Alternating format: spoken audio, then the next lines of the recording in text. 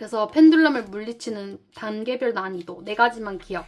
다시 한번 말씀드리면 첫 번째, 난이도 1. 인정하는 것. 물처럼 받아들이는 것. 당신 말이 맞다. 그래용. 이렇게 얘기해버리는 게 난이도 첫 번째. 인정하는 것. 제가 두고 보는 책이라서 어느 정도냐면 제가 싫어하는 친구한테는 보여주고 싶지도 않는, 적에게는 절대 알리고 싶지 않은, 아껴두다가 여러분들한테 이야기를 꼭 해드리고 싶어서 가지고 오게 되었어요. 책을 정의를 해서 그림을 그렸는데 흐름을 거스르지 않고 원하는 현실을 서핑하는 법. 원하는 현실을 흐름 속에서 거스르지는 말아야 돼요. 파도가 오잖아요. 파도 타는 서퍼들이 파도가 오면은 그 파도가 왔을 때 맞설려고 하진 않잖아요. 절대로 이길 수가 없죠. 그냥 그 파도의 흐름에 몸을 맡겨서 원하는 현실로 갈아타게 하는 거. 그렇게 생각을 해주시면 될 것 같습니다. 제가 이 책 같은 경우에 제 삶의 경험과 체험으로 삶에서 먼저 탐구를 했었고, 이런 게 설명할 순 없지만 이런 식으로 작동이 되네? 이거를 먼저 배우고 난 다음에 그거를 이 책을 통해서 펜듈럼이라는 개념으로 만나게 됐어요. 그냥 바로 와닿을 수 있을 정도로 설명을 할 수 있을 거라고 생각합니다. 처음 나오는 이야기가 있어요. 바로 가능태인데요. 목차를 보시면 가장 처음 나오는 게 가능태 모델이래요. 여기 사람이 있으면 내가 원하는 현실이 이게 전부 다 가능태인 거예요. 얘도 가능태, 얘도 가능태, 얘도 가능태, 얘도 가능태, 다 가능태들인데 이 중에서 원하는 현실을 내가 요거다 하고 선택을 하면 되는 거죠. 만약에 내가 지금 여기에서 머무르고 있어요. 근데 마음에 안 들어요? 그러면 이쪽으로 갈아타시면 돼요. 이런 식으로 내가 원하는 세계관 중 내가 선택하는 것을 가능태라고 합니다. 가능은 하지만 아직까지 이루어지지 않은 상태가 바로 가능태다. 그래서 내가 현실 속에 지금 여기 라인이 살고 있는지 여기 라인이 살고 있는지 지금의 현실이 마음에 안 든다면 그 운명을 바꾸는 거는 불가능하지만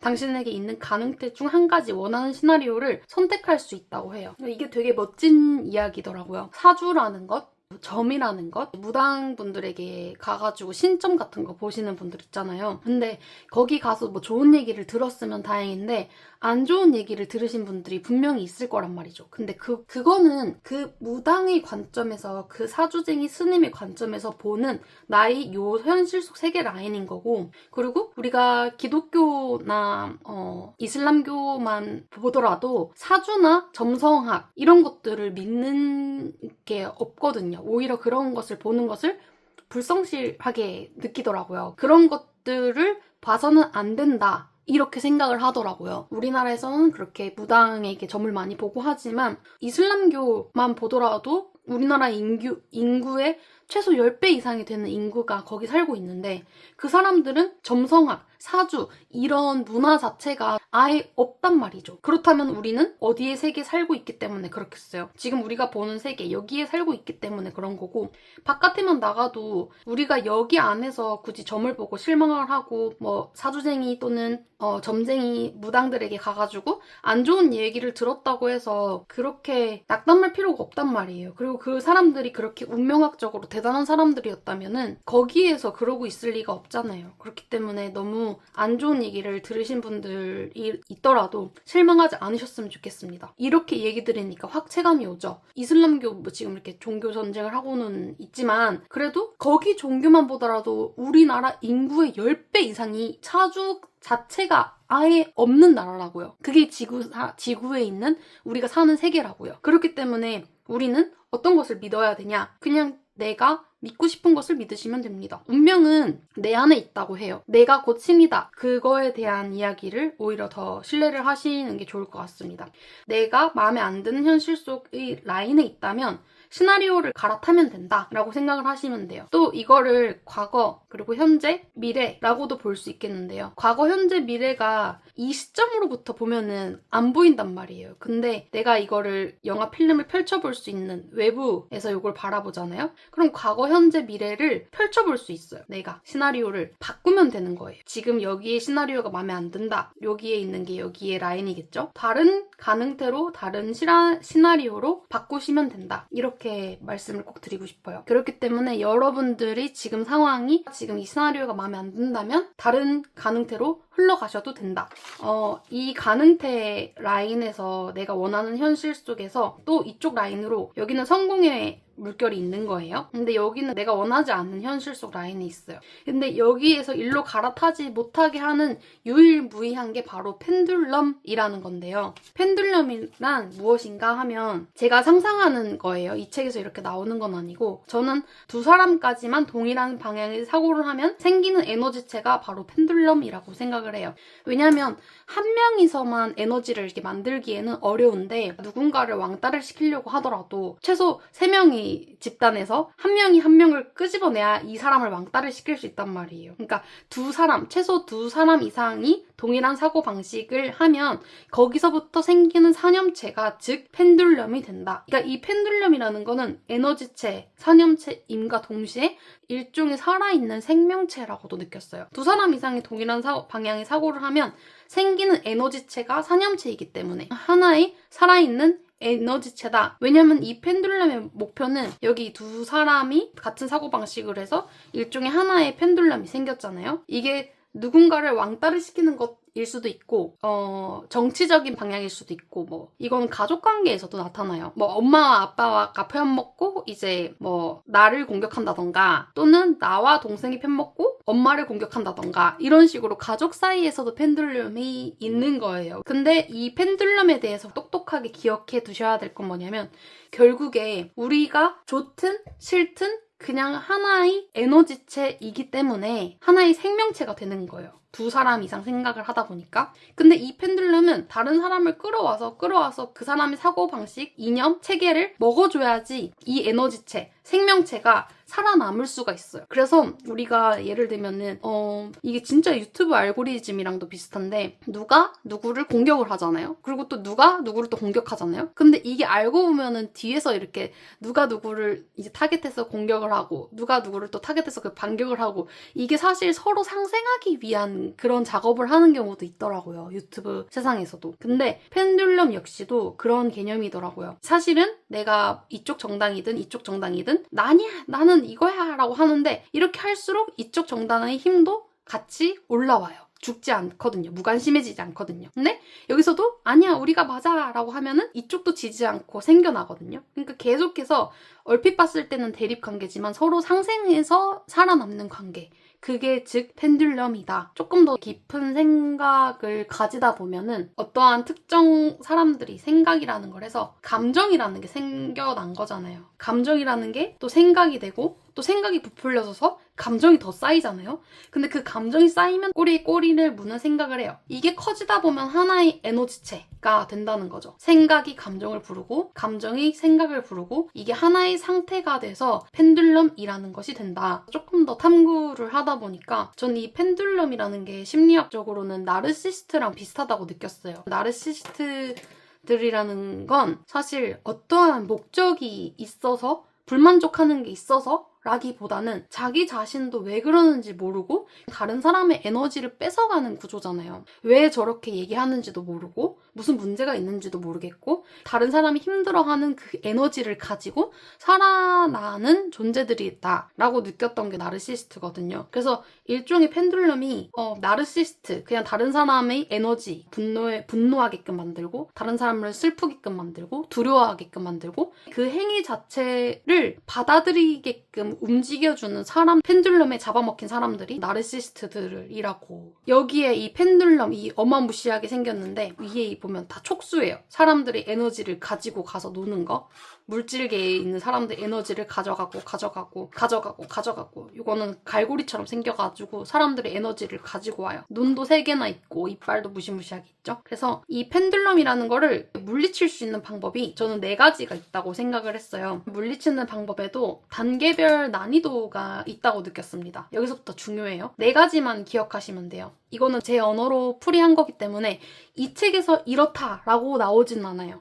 4가지로 단계별 난이도가 이 정도 있다라고 한 거는 저만의 언어적인 해석 방법이거든요. 원하는 현실로 가고 싶은데 그게 잘 안 되게끔 방해를 하는 에너지가 바로 펜듈럼이고 이게 즉 생명체, 살아있는 거예요. 살아있는 에너지 그 자체입니다. 그렇다면 이 펜듈럼을 물리치는 방법에는 첫 번째 가장 쉬운 난이도는 첫 번째 바로 인정입니다.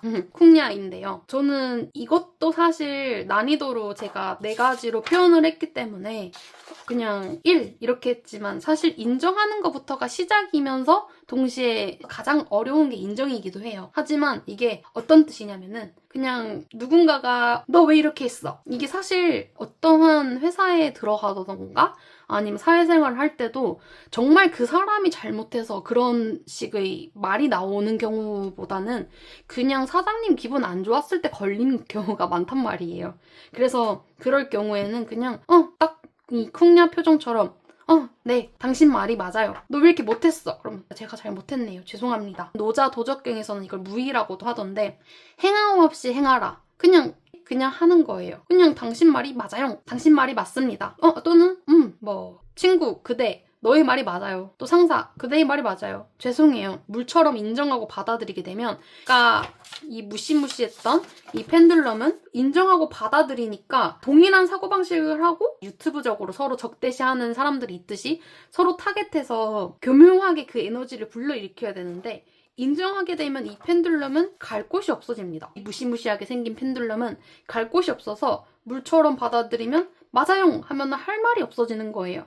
죄송합니다. 인정. 무의. 당신 말이 맞습니다. 이게 어려우면서도 가장 쉬운 난이도 1단계가 인정하는 거예요. 너 왜 이렇게 돈 못 벌어? 이렇게 누가 얘기를 해요. 근데 만약에 내가 이걸 인정하지 않아요. 왜 나 이 정도 벌면 됐지? 이렇게 얘기하는 순간 펜들럼에게 에너지를 공급하는 겁니다. 월급 그거밖에 안 돼? 이렇게 얘기하면 여기 우리 지역에서는 이거밖에 잘 안 되는데? 이렇게 하면 이 에너지가 갈 곳이 없어지는 거예요.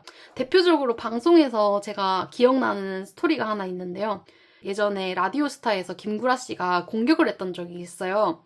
와, 김구라 씨가 박명수 씨를 향해서 유재석이랑 맨날 같이 하는데 1인자 유재석을 두고 박명수 씨 본인은 2인자로서 아무것도 하는 게 없잖아요 지금. 이렇게 공격을 하니까 박명수 씨가 안경을 딱 집어 올리면서 그러다 완전 도태되겠죠 이래버리니까 빵 터지더라고요. 인정하니까 그 에너지가 김구라 씨도 공격을 했더니 인정을 해버리니까 에너지가 어디 갈 데 없이 소실되어 버린 거죠. 그리고 김구라 씨가 그 에너지체를 본인도 모르게 생각을 함으로써 이 말을 내뱉음으로써 그 옆에 있는 라디오스타 김국종 씨나 아니면 윤종신 씨한테도 그 생각이 옮겨갔을 건데 그 에너지체를 공격한 박명수 씨는 그냥 인정을 해버리니까 그 에너지가 사라져버린 거거든요. 그래서 너 왜 이렇게 돈 못 벌어? 이렇게 얘기를 하면 그냥 인정해버리는 게 가장 심플하고도 어려운 방법입니다. 시작이 가장 어렵다고 일단은 이러한 펜들럼이 있을 때 그냥 인정하시면 돼요. 너 그 나이 먹도록 왜 아직 1억도 없어? 이렇게 얘기를 하면은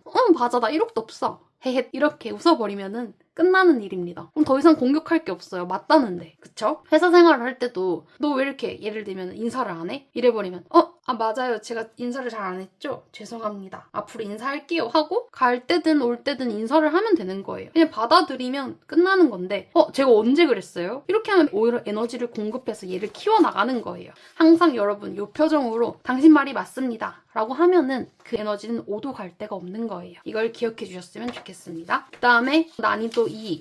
아까 첫 번째가 인정하는 게 난이도 별 하나였다면 얘는 난이도 2예요. 어떤 거냐? 유별난 행동을 하라 라는 건데요. 다른 사람이 예측 불가하지 못한 행위를 하는 거예요. 대충 나를 공격한 펜듈럼은 이런 시나리오대로 가겠지? 라는 그 에너지체 나름대로의 그 흐름이 있단 말이에요. 근데 유별난 행동을 한다라는 거는 그 에너지적 흐름을 딱 끊어버린다. 우리는 자동 반응을 할 거예요. 너 왜 이렇게 못생겼어? 하면 자동 반응으로 나 안 못생겼거든? 이렇게 되든지 너 왜 이렇게 일 처리를 똑바로 못해? 하면 나 일 처리 잘하거든? 이라든지 아니면 또 뭐가 있을까요? 너 아직 1억도 못 모았어? 라고 나도 나름대로 사정이 있었거든? 이런 식으로 자동 반응하는 무언가들이 각자에게 있을 건데 그거는 펜듈럼의 흐름에 오히려 말려 들어가는 이야기예요. 그렇기 때문에 그 흐름을 끊기 위해서는 의식적인 선택을 하셔야 됩니다. 그러니까 나도 모르게 자동 반응하는 거 있죠? 달팽이들 더듬이 탁 치면은 더듬이 탁 숨기잖아요, 자동적으로. 그런 반응이 아니라 의식적인 선택을 하는 거예요. 누군가에게 튀어 보이기 위해서, 눈에 띄기 위해서 하는 게 아니라 그 흐름을 끊기 위한 선택을 하는 겁니다. 이 어마무시한 흐름을 끊기 위해서 이 어마무시한 펜듈럼의 흐름을 끊기 위해서 선택을 하는 거예요. 자동적인 반응을 하지 않고 펜듈럼은 이렇게 공격하면은 이런 반응이 나올 거다라는 예측을 하고 있을 건데 하나의 에너지체이자 생명체이니까 진짜 무섭게 생겼네요. 어떻게 이런 그림을 그렸을지. 근데 아니야. 이걸 흐름을 끊기 위해서 선택을 탁 해버리면은 그냥 흐름이 딱 끊긴다는 말이에요. 예를 들면은 착하게 살아왔던 친한 언니가 있으세요. 근데 그 언니가 하도 모임에서 다른 언니들에게 괴롭힘을 당한 거예요. 예쁘고 착하고 좋은 남자친구까지 갖춘 그런 언니셨어요. 근데 그 언니가 어느 날 도저히 못 당할 정도로 계속 괴롭힘을 당했는데 하루는 진짜 허공에다가 욕을 하신 거예요. 신념이 가득하시고 주말마다 그냥 얌전히 기도하러 가시고 그런 언니셨는데 자신을 너무 이유도 없이 괴롭히는 여성들의 집단에 있으니까 그냥 허공에다 대고 이렇게 욕을 해버리신 거예요. 근데 그러고 나서 거기 있던 사람들이 싹 조용해졌거든요. 근데 그게 엄청나게 분노해서 못 참아서 그랬던 것도 있지만 이게 지금 보면 그 유별난 행동, 예측 불가했던 행동이었거든요. 근데 그때 그냥 이렇게 주눅 들어있고 그랬던 사람이 욕하면서 밖으로 나가버렸어요. 그러고 나서 그 뒤로는 이제 다른 언니들이 달려와서 미안하다, 뭐 무슨 일 있냐 이런 식으로 행동이 되는 경우가 많더라고요. 그래서 예측 불가한 행동을 하면은 그 사람은 건들지 못하게 돼요. 사람 자체에도 일종의 펜듈럼이 붙어 있거든요. 근데 이렇게 하면 이렇게 하겠지라고 예측했던 행동에서 반대되는 행동을 해버리니까 이걸 극단적인 예시를 들면은 한 이제 군대 집단에서 한 남학생을 계속 괴롭힌 거예요. 근데 그 남학생이 정말 지금까지와는 다르게 갑자기 막 이렇게 정말 위험한 물체를 가지고 설쳐요. 아예 그냥 이제 너 죽고 나 죽자 이 정도로 달려들 정도면 그 뒤로 그 아이는 어디 이렇게 정신이 뭔가 문제가 있나 싶어가지고 건들지를 못할 거거든요. 이제 정말 위험한 상황이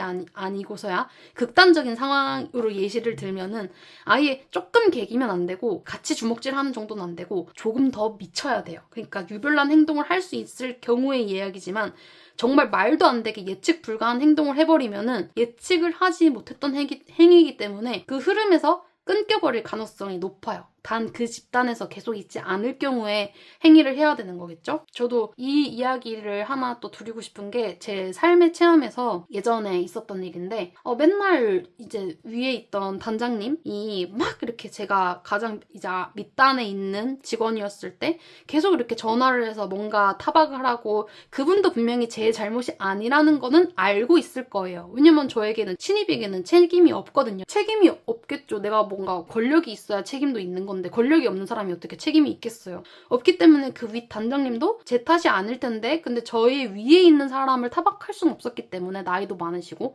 그래서 저한테 계속해서 타박을 하시는 거예요. 그러니까 저도 처음에는 네 딱 이런 느낌으로 진행을 하다가 나중에는 제가 어떤 식으로 했냐면 저한테 왜 이러세요? 그 좀 똑부러지게 말을 하는 타이밍이 있었거든요. 저한테 왜 이러세요? 저는 모른다. 그냥 저한테 왜 그러시냐? 이거 위에 이렇게 얘기하셔라. 이렇게 나중에 이렇게 나와버리고 저는 극단적으로 저는 그냥 제가 할 일을 했을 뿐이다. 알고 계시죠? 이렇게 얘기를 하니까 그 뒤로는 저에게 제가 갑자기 생각도 못했던 요 표정 모드에서 갑자기 이제 말이 되는 이제 요 표정에서 나올 수 없는 말들을 하니까 그 단장님께서도 그냥 전화를 끊으시더라고요. 그리고 그 뒤로 저를 덜 괴롭히시더라고요. 예측 불가한 행동을 하면은 알아서 피하는 경우가 많더라고요. 그리고 난이도 3인데요. 이거는 제가 인생에서 먼저 다른 분들을 보고 배우고 나서 이 리얼리티 트랜서핑이라는 거를 보고 나니까 그때 그래서 그렇게 했던 행동들이 유머로서 아픔을 승화하는 게 이 얼마나 멋지고 대단한 펜듈럼을 무찌르는 난이도 높은 단계인가 라는 거죠. 이게 사실 저는 인간으로 할 수 있는 가장 궁극적인 멋진 이제 처리 방식이라고 생각을 했어요. 이 펜듈럼을 물리치는 처리 방식. 난이도가 3인데 이거는 내가 더 아픔이 있거나 비슷하거나 그 사람의 입장을 헤아려주는 입장이어야만 해요. 나 또한 아픔이 있는데 그것에 대한 피해의식이 없이 극복했거나 또는 오할이죠. 상대방을 위한 마음과 행동이 있을 때만 이런 이야기를 할 수가 있어요. 예를 들면은 예시를 드릴게요. 예전에 그 어떤 동기 오빠분이 있었는데 그 분께서 탈모를 진심으로 진짜 정수리가 휑하신 분에게 자기가 잘 돼서 머리 심겨드릴 거라고 얘기를 하는 거예요. 근데 그 얘기가 정말 진심에서 우러나오는 상대방을 위한 마음이 있을 때 이런 이야기를, 정말 진심으로 상대방을 위한 마음이 있고 행동이 있을 때 이런 얘기를 할 수가 있더라고요. 그래서 그 유머를 즉 승화시킨다라고 표현을 했는데, 누군가의 아픔을 웃음으로 승화시키는 거, 이게 정말 대단한 기법, 펜듈럼을 물리치는 기법이라고 생각을 해요. 얼마나 아프든지 간에 이것을 웃음으로 승화시키는 순간 그 아픔, 펜듈럼은 별거 아닌 게 되거든요. 예를 들면은 또 이런 거예요. 결혼 못한 노총각에게 결혼 못했다고 놀리는 거. 누가 있어요? 이런 식으로 놀리는 거. 이렇게 놀리는 게 훨씬 더 낫지. 아, 그분 결혼 못하셨잖아요. 이렇게 얘기하는 것보다 훨씬 더 이렇게 유머로 승화시키는 게 그 당사자 본인들에게도 좋고, 그리고 사실은 상대방을 위한 마음이 있을 때, 마음과 행동이 있을 때 이런 식으로 나온다라고 보시면 돼요. 그리고 또 하나 더 여기 적혀있진 않은데 생각이 나는 건 뭐냐면, 예를 들어서 예전에 사업을 한 2-3개를 한꺼번에 접으신 언니가 있으셨어요. 되게 마음이 아플 것 같아서 저는 거기에 대한 언급도 안 했었는데, 그때 그 같은 분이 그 언니에게 이런 얘기를 하더라고요. 다른 사람들 다 보는 앞에서. 그냥 직통으로 그거를 날려줘야지 웃고 승화해버리고 별일 아닌 게 되고 날아가더라고요. 그래서 누구 대표 사업 망했잖아요. 내 망할 줄 알았어요, 내가. 이렇게 얘기를 해버리니까 그걸 다 같이 웃고 빵 터지고 없어져 버렸거든요. 이렇게 그분이 뭔가 어땠다 저땠다 이런 거를. 그래서 누군가를 꼭 덮어주기만 하는 게 진짜 아픔을 없애버린다기보다는 있는 그대로 수면 위로 드러내서 꺼내놓고 누가 그랬잖아요 하고 다 같이 웃고 넘겨야 된다. 이게 오히려 엄청난 기법이더라고요. 근데 다시 한번 말씀드리지만, 내가 그것을 피해 없이 극복한 사람이거나 또는 상대방을 위한 마음과 행동이 있을 때 그것을 어떤 말이든 그 상대방은 이런 마음이 있다면 알고는 있거든요. 그래서 이거를 유머로서 승화시키는 게 진짜 어려운 작업이면서도, 그리고 악의 펜듈럼을 긍정의 펜듈럼으로 승화시킬 수 있는 방법. 그래서 이것도 기억을 해주셨으면 좋겠습니다. 그리고 마지막으로 난이도 4인데요. 이 난이도 4에 대해서는 저는 이거는 사실 신의 영역이라고도 생각을 합니다. 신의 영역. 쉽지가 않은 거예요. 신처럼 보일 수 있는 인간이라고 합시다. 그러니까 인간으로서 정말 가장 궁극적으로 할 수 있는 펜듈럼을 물리치는 가장 난이도 높은 방법인데, 어떠한 사람에게 분노가 있어요. 원한이 있어요. 근데 그냥 이렇게 생각을 하는 거예요. 아, 그 사람도 결국에 펜듈럼의 먹이였구나. 펜듈럼을 통해서 조종당하는 거였구나. 본인도 왜 그렇게 사는지 모르는 채. 자기도 그냥 일종의 무의식적인 반응이 나오는 거다 보니까 의식적인 선택을 자기 행동으로 바꿔야 되는데 무의식적인 반응이 나오는 거예요. 그러니까 이게 펜듈럼의 먹이로서 그 사람이 나에게 피해를 입혔고 그 사람이 나에게 분노를 하게끔 만들었구나. 내가 그래서 그 사람에게 분노가 있구나. 그치만 그 사람 또한 사람이 죄가 아니라 먹이었기 때문에 사람이 아니라 즉 죄 자체로 분노의 대상이 바뀌어요. 근데 이게 즉 펜듈럼이라고 보거든요. 우리가 하는 얘기가 있잖아요. 죄는 용서하지 말되 사람은 용서하라고. 이 책에서 나온 것처럼 사람이 아닌 죄만 나쁘게 보는 것인 거예요. 이렇게 해야만 즉 내가 새로운 시작이 가능한 거거든요. 근데 여기는 저는 마지막 단계를 용서와 전환이라고 표현을 했어요. 근데 이 책에서 용서와 전환이라는 얘기가 나오지는 않아요. 근데 왜 이런 얘기를 했냐면, 용서가 안 되는 사람들이 살아가면서 있잖아요. 그냥 억울했다던가. 근데 이 용서라는 거는 상대방을 위한 마음이 아니라 나를 위한 마음이에요. 용서하지 않으면 에너지적 채무 관계가 계속 돌고 돌 거잖아요. 내가 분노를 해요. 분노하는 감정이 있어요. 그리고 또 이거는 에너지체가 되겠죠. 내가 이 펜듈럼을 놓지 못하고 있는 거란 말이에요. 근데 이 에너지적 채무 관계를 소각하려면 일단 그 사람도 사람이 문제가 아니라 죄가 문제다. 즉 펜듈럼이 문제였구나 하고 그 펜듈럼만 나쁘게 보면 그냥 이 에너지적 채무 관계가 사라지기 때문에 용서라는 건 즉 이 펜듈럼과의 연결고리를 내가 놓겠다는 거예요. 이걸 놓았을 때만이 무관심해질 수가 있고 그 사람에게 또는 그 죄에게 분노에게 또는 펜듈럼에게 무관심해질 수가 있고, 그 뒤에서야 우리는 전환이라는 걸 할 수 있는 거예요. 전환을 한다는 거는 지금까지 내가 이 에너지적 채무에 계속 집중을 하고 있었어요. 근데 이 집중하던 에너지를 다른 실용적인 것으로, 실용적인 무언가로 전환을 해버리겠다 소리거든요. 예를 들면 제가 지금 유튜브 채널에서 열심히 떠들고 있잖아요. 그것 또한 어떠한 것에 대한 전환인 거예요. 전환을 해서 나는 이 펜듈럼을 놓아버리고 여기에 내 에너지를 전환시켜서 새로운 나에게 도움이 되는, 나를 위한 펜듈럼을 한번 만들어보자 라는 느낌으로 바꾼 거란 말이에요. 그래서 이거는 정말 난이도 4, 진짜 가장 어려운, 거의 신의 영역에 도달한 인간의 단계. 제가 이거를 완벽하게 했다라는 거는 아니고요. 그러기 위해서 지금 난이도 3단계 정도에 올라와 있다. 그래서 펜듈럼을 물리치는 단계별 난이도 4가지만 기억. 다시 한번 말씀드리면, 첫 번째, 난이도 1, 인정하는 것. 물처럼 받아들이는 것. 당신 말이 맞다. 그래용. 이렇게 얘기해버리는 게 난이도 첫 번째, 인정하는 것. 두 번째, 유별난 행동을 하거나 예측 불가한 행위를 하는 것. 유머로서 아픈 것을 또는 분노를 웃음으로써 승화시키는 것. 또 네 번째, 용서와 전환하는 것. 그 펜듈럼과의 연결고리를 완전히 내려놓음으로써 전환시키고 무관심해지고 또 새로운 것으로 에너지를 실용적인 무언가로 전환시키는 것. 유튜브 채널이든 독서든 무엇이든 이렇게 저 나름대로는 해석을 하게 되었습니다. 그래서 우리는 펜듈럼을 놓아버리고 이용할 줄 알게 될 때 우리는 흐름을 거스르지 않고 원하는 현실을 서퍼처럼 서핑할 수 있다. 그리고 마지막으로 제가 아무 때나 펴보도록 할게요. 이렇게 얘기를 하네요. 미술관에 가서 작품을 구경할 때처럼 마음에 들지 않는 전시 작품을 없애거나 새로 만들 수는 없다. 거기서는 당신이 대장이 아니다. 파도에서도, 바다에서도 그렇죠? 바다가 대장이지 당신이 대장이 아닌 것처럼. 그러니 당신이 발길을 돌려 다른 전시실로 가서 마음에 드는 작품을 구경하는 것을 막을 수 있는 사람은 아무도 없다. 그래서 우리는 가능태의 공간에는 사람마다 무한수의 인생 트랙과 운명이 있다. 우리에게는 선택한 권리가 주어졌기 때문에 운명을 원망할 필요가 없다. 우리의 유일한 문제는 선택하는 방법을 모른다는 것이다. 세상은 마치 있을 수 있는 모든 요구를 우리를 다 충족시키기 위해 창조된 것처럼 무수한 가능성으로서 우리 앞에 나타난다. 누구든지 자신이 원했던 모든 것을 이 세상에서 찾아낼 수 있다. 그래서 사람의 운명에는 하나의 가능태만 있는 것이 아니라 무한수의 가능태가 존재한다는 사실을 알아라. 여기까지. 오늘은 여기 딱 이 부분에 있는 펜듈럼 그 자체에 대한 이야기를 했고요. 여러분들의 난이도는 지금 1단계이신지 2단계이신지 3단계이신지 4단계이신지 한번 체크를 해보고 어떻게 하면은 이 어려운 펜듈럼을 웃음으로써 승화시킬 수 있을 것인가까지 한번 고민해 보시는 것도 좋을 것 같아요. 그러면 오늘도 들어주셔서 감사합니다. 좋은 습관은 여러분들에게 좋은 운을 만들어주니까 오늘 하루도 좋은 습관 만드는 연습 해보시도록 할게요. 그럼 안녕!